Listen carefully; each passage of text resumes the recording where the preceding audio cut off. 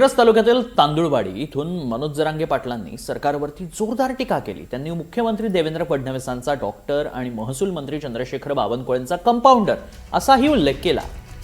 तर जरांगे पाटील हे सातारा गॅझेट लागू करण्याच्या दृष्टीने अधिक आक्रमक होत आहेत।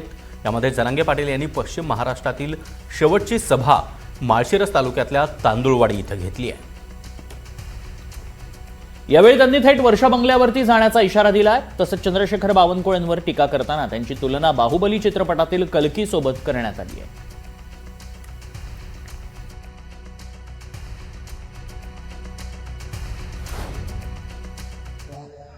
अरे बाप, मराठ्यांचा वाटोळ करतो प्राणी। तुम्ही ती बाहुबली पिक्चर बघितलेला आहे? त्याच्यात ते कल्की आहे बघा, कल्की।